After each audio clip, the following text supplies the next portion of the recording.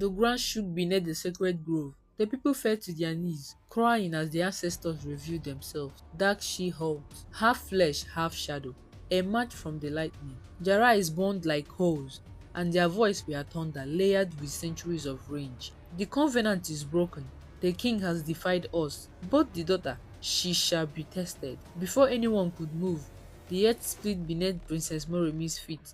The ground swallowed her whole, and she vanished into darkness. The people screamed her name, but it was too late. She had been taken into the trial of blood. Moremi opened her eyes to find herself in a coven lit with red fire. The walls pulsed like living veins. Shadows of the ancestors circled her, whispering in tongues only mortals could understand. Then one stepped forward, an ancient queen, her skin cracked like dried earth, yet her presence filled the chamber with terror. Ancestor Queen, daughter of Adetunji, your father's pride caused this land, but your courage may yet save it. You must endure the trial blood, fail, and your soul will burn with him for eternity. 3 trials awaited her, 3 tests that no mortal has survived before. The first trial was the river of memory. A black river appeared before her, its water churning with screams of the dead. The ancestor queen command, step into the river and face what your bloodline has hidden. Only truth will keep you afloat. Moremi entered, and instantly vision consumed her.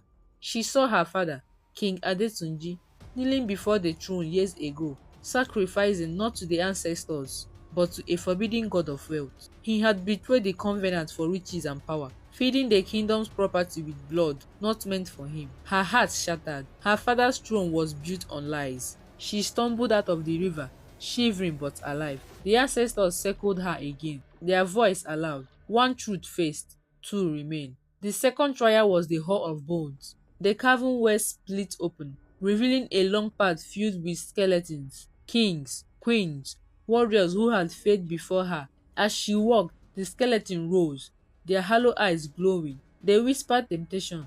Abandon them, Moremi. Your people are ungrateful. Why die for a land that mocks your father's blood and rule in power? The voices grew louder, pulling her at her mind. Her steps slowed, her vision blurred. But then, she remembered the starving children, the weeping mothers, the kingdom in view. She raised her hand and shouted, I am not my father's pride. I am my people's hope. With those words, the skeleton crumbled to dust. 2 trials survived, one remained. The third trial was the blood oath. A stone altar rose before her, carved with ancient runes. Upon it lay a dagger, dripping with blood that never dried. The ancestor queen spoke. Every covenant demands blood. To save your people, you must give what is dearest to you. Choose, or the land perishes forever. Moremi looked down at the dagger. Her hands shook. She knew what it meant. To save her people, she must cut her palm and bind her soul to the ancestors forever. She would never marry, never bear children, never walk as a mortal again. Her destiny would be sealed in shadow. Tears burned down her cheeks, but with trembling strength, she lifted the dagger and slid across her palm.